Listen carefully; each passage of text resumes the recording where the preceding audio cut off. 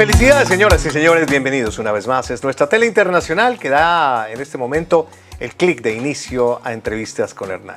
Grandes invitados que en 24 minutos mal contados nos cuentan parte de la historia de sus vidas, de sus emprendimientos, de su carrera, de su profesión. Y nos encanta siempre tener nuevos referentes.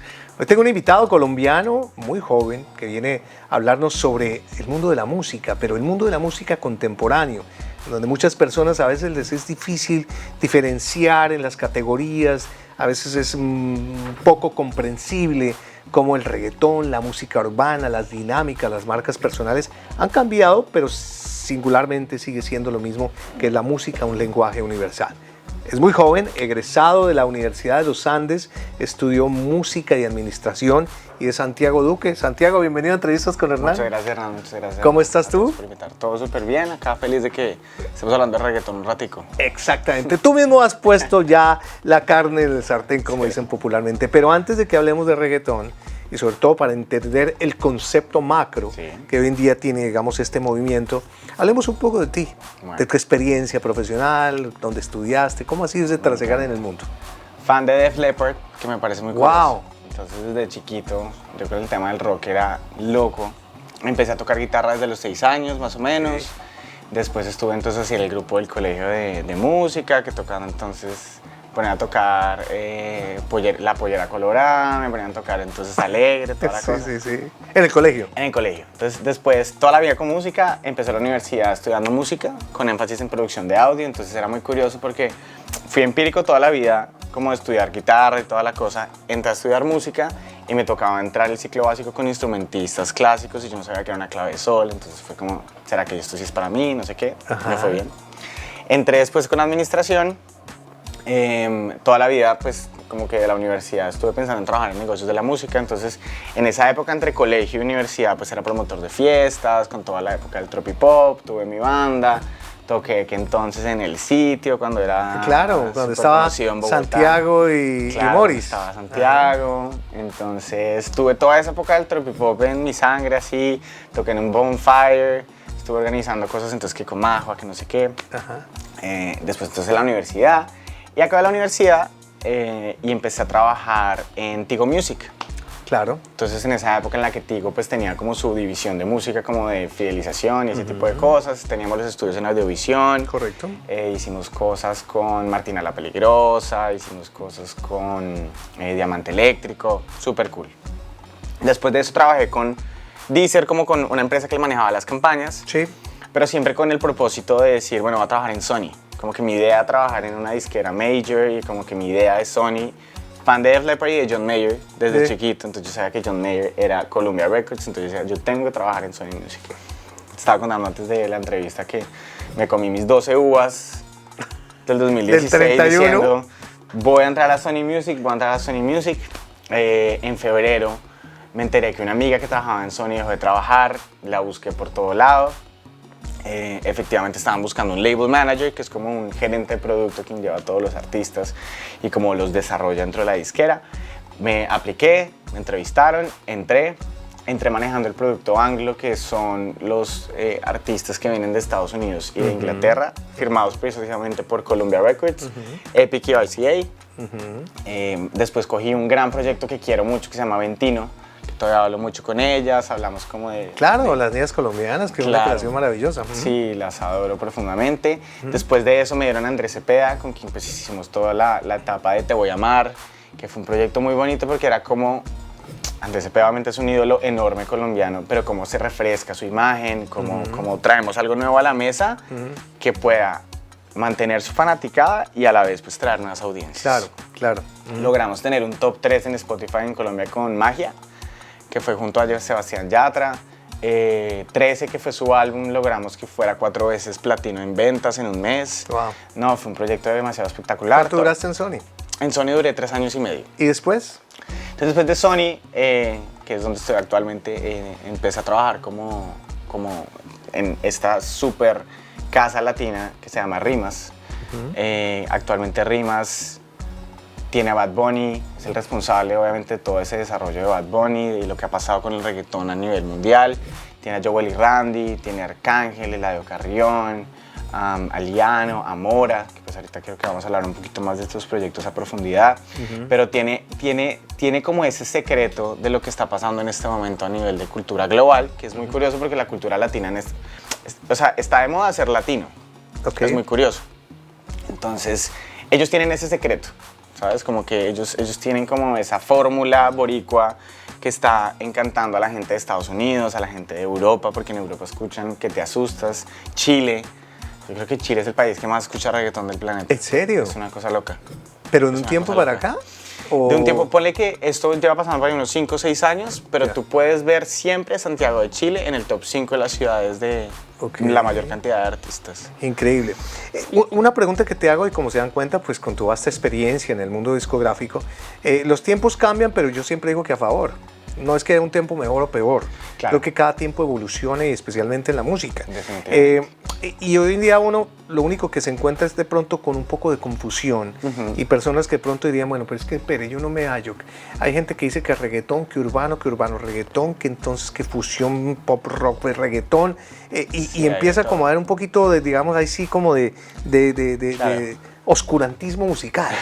¿Tú cómo podrías, digamos, detectar ese tipo de categorías? ¿Cómo podrías dar un manual para poder comprenderlo? El género como tal, yo lo encasillo como reggaetón, ¿no? Entonces está género y está estilo. Entonces tienes el género, está rock, por ejemplo, como para hacer una comparación, y el estilo específico puede ser soft rock o hard rock o metal también por ahí guardado.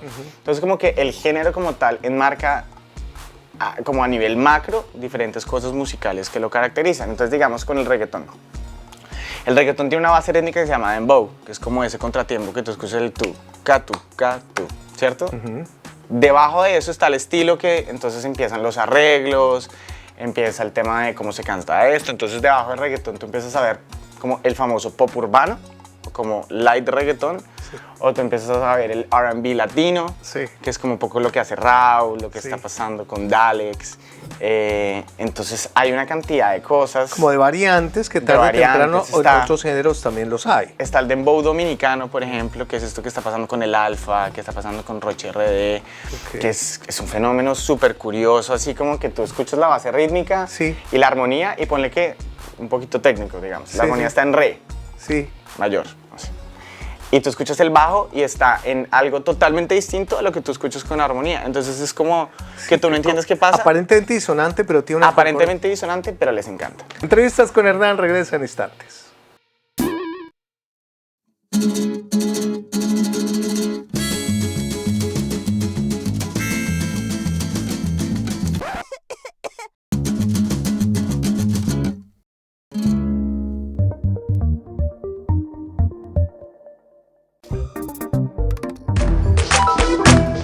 Entrevistas con Hernán por nuestra tele internacional. Ya saben que nuestras entrevistas también digitalmente las pueden encontrar. Hacemos recorderis de tantos invitados e invitadas que hemos tenido a lo largo de este formato hecho aquí en la ciudad de Miami para el mundo entero.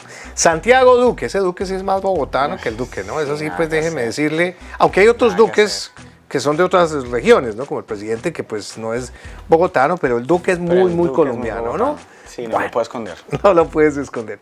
Santiago, el tema del reggaetón, vamos a entrar sobre todo porque estás en una empresa donde, digamos, hay una hartísima dedicación con respecto a este género.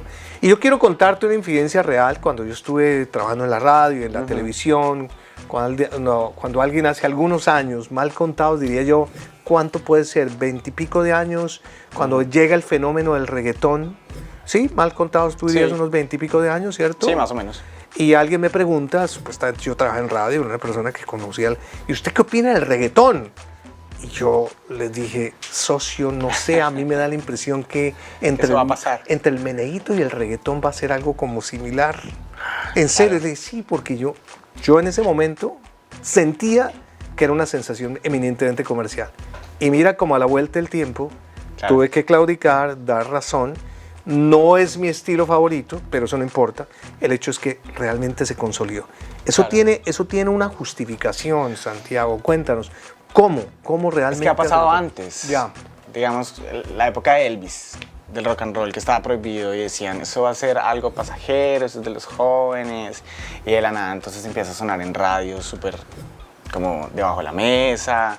Y entonces empiezan a crearse estos labels independientes que apoyan este movimiento del rock and roll y de la nada llegan los majors y dicen, bueno, le voy a apostar a esto y sale Elvis Presley. O sea, esto ya ha pasado antes y es como un escepticismo que nace de, usualmente de las disqueras majors, no sé, cuando digo majors me refiero como a esas que tienen mayor participación Sí, son en el mercado, más anclas. Sony, Universal, Warner, como para que uno se haga una idea.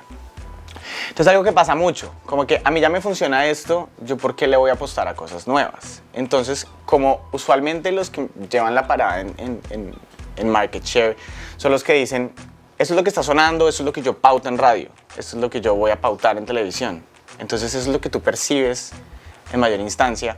Es muy difícil reconocer tendencias. Eso fue lo que pasó con el reggaetón. Claro. El reggaetón era una tendencia que se iba a quedar, pero definitivamente las majors no le apostaban. Tú en el conocimiento sabes exactamente esas raíces, como las raíces del rock and roll donde nacen, Sí. y con tu, digamos, la influencia de Gran Bretaña y demás, las raíces como tal, de alguien que, porque el reggaetón viene de reggae, de algo que de Jamaica que sí, llegó. de Sí, dancehall, ¿Dónde de está todo esa eso. primera pulpa? Pues, como todos los ritmos latinos, vienen de su base africana, así negra, que somos todos nosotros, eso sí. Pero lo curioso que pasa en Puerto Rico, que es de donde está pues, Rimas, que vamos a hablar más adelante, es que se empieza a dar como dos vertientes. Entonces tenemos como toda la parte de dancehall, que vienen de Jamaica, de las islas, pero adicionalmente empiezan a llegar cassettes de tipo rap, de hip hop, entonces empiezan a mezclar como esas bases rítmicas de dancehall y demás cosas con esta forma de poner líricas y como de rapear encima de beats distintos a lo que tú puedes llegar a ver en Estados Unidos. Entonces, no sé, artistas como Vico C, que es como de los anales como tal de reggaetón y demás cosas, hacían eso. Era no coger el mismo beat que tú escuchabas tal vez como en el East Coast o en el West Coast, que pues tienen su historia y sus raíces y demás cosas, sino coger cosas más cercanas. Me parece muy curioso que, digamos, Puerto Rico queda más lejos de Estados Unidos de lo que queda Cuba, de lo que queda Haití y República Dominicana. Entonces, todas estas raíces se empiezan a mezclar y empieza a darse como, Claro. obviamente, todo esto. Dame 4 o un puñado de 5 referentes del reggaetón que, digamos, le dieron como ese impulso. Hablabas de Vico C. Vico C, obviamente Daddy Yankee, obviamente Nicky Jam, desde el principio. Sí. El caso de J Balvin. J Balvin, digamos, ese es un fenómeno bien cool que quisiera hablar, y es, se le atribuye obviamente al reggaetón colombiano muchísimo de lo que está pasando ahorita en la cultura global, porque entonces, y J Balvin lo ha contado muchas veces que les llegaban como esa música, Vico C, Daddy Yankee, Nicky Jam, en su momento Alex Gárgolas también, que era como un productor ejecutivo que iba cogiendo como chamaquitos, por así decirlo, de los residenciales como La Perla o del Llorens, que son como... Los residenciales son como mini comunas, por así decirlo, de donde sale todo este talento. Pero J Balvin lo que hace a lo largo de su carrera es coger esas raíces boricuas del reggaetón, que pueden ser un poquito agresivas. O sea, tú escuchas Daddy Yankee en sus inicios, puede ser agresivo. Entonces está el maleanteo, que es como que yo estoy en la calle y estoy buscando cómo vivir y no sé qué. Pero llega J Balvin y empieza como a hacer letras un poquito más suaves, como de amor, como de salimos, como de ese tipo de cosas. Empieza a cambiar los arreglos y empieza a ser algo mucho más digerible el reggaetón.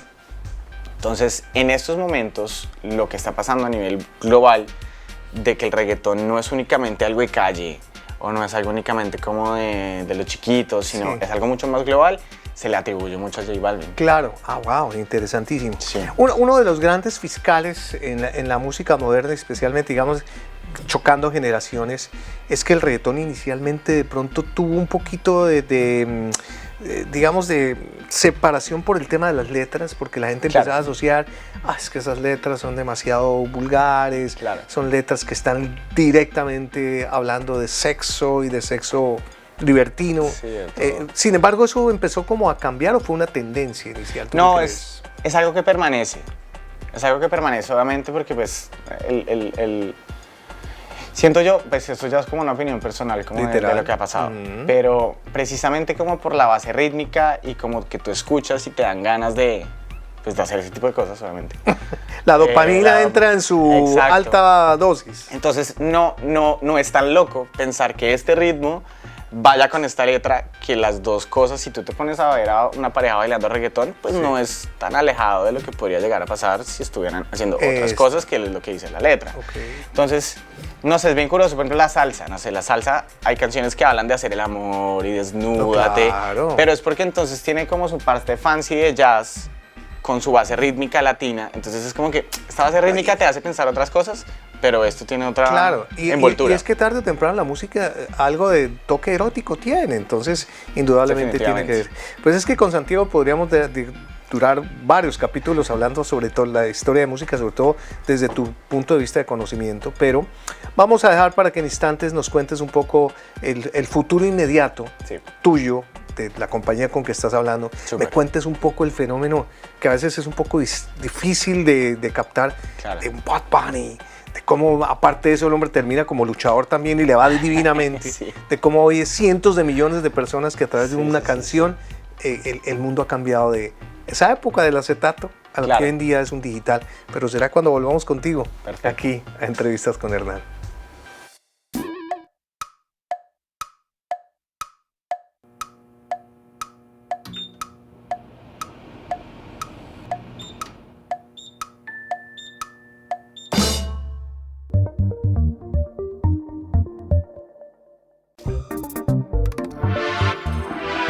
Santiago Duque, hoy gran invitado aquí en Entrevistas con Hernán. Gracias, Santiago, por estar con nosotros, robarte un ratico de tu tiempo. Sé que estás entre Bogotá, Puerto Rico, Miami, porque definitivamente el negocio socio hay que moverse directamente como está. Y además que tú eres de una edad millennial, donde creo que las cosas hoy en día son mucho más prácticas de hacer.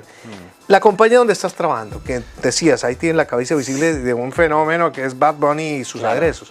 Sí, Rimas ha sido algo absolutamente espectacular porque, pues como que lo comentaba anteriormente, tienen como esa fórmula secreta de lo que está pasando en este momento con el tema del reggaetón, que, o sea, no es únicamente un género, es un movimiento cultural. Entonces ha logrado desarrollar artistas como Bad Bunny, que Bad Bunny es algo que todas las disqueras majors no entienden. Va a sonar un poquito polémico, sobre todo porque sé que hay como escepticismo frente al reggaetón, pero ponle un poco como el Elvis Presley, que empezó a llamar la atención del rock and roll en su época. Sí. ¿Sabes? Elvis Presley era en su momento el chiquito que estaba ya haciendo música del demonio, porque eso le decían, el rebelde, porque ellos escuchaban country y yo escuchaba jazz. Yo qué voy a hacer es vulgar allá que se mueve con la cadera. Sí. Precisamente esto, con otro lenguaje, obviamente, pues porque se hemos cambiado, obviamente, desde que estaba entonces Elvis Presley.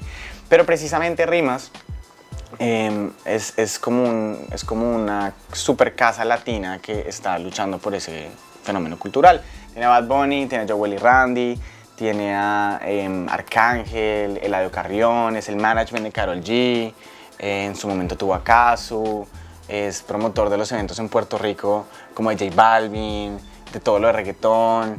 Entonces ha sido un aprendizaje absolutamente espectacular poder estar ahí. Y pues yo antes estaba en Sony, por ejemplo, y Sony es pues, un hogar increíble y como que una escuela increíble, pero hay cierta inocencia de trabajar en una indie que es como cuando pasan cosas increíbles.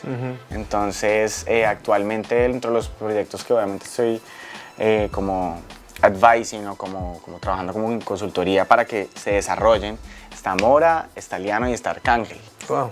Bueno, son tres marcas importantes. Mora, por ejemplo, que es uno de las superestrellas que estamos desarrollando, lo que te decía, es un crecimiento que tuvimos 3 millones de oyentes mensuales en Spotify a principios de este año, ya tenemos casi más de 16. Es que ahora que hablas de eso, la diferencia de otras épocas era, digamos, talento con posibilidades de que los medios lo pusieran para escucharlo y automáticamente se volviera negocio. Claro. Ahora creo que hay más cosas, claro. Porque no solamente es talento, que hagas buenas producciones, sino que haya millones de personas que te puedan escuchar a través de formatos digitales. Claro, hoy en día se le hace más fácil a un artista que de verdad quiera algo, mejor dicho, que de verdad tenga algo que contar, poner su música, ¿sabes? Entonces a veces pasa mucho que dicen, entonces yo para qué tengo que tener una disquera, y eso es como algo muy importante que debe analizar un artista y es si necesita o no una disquera.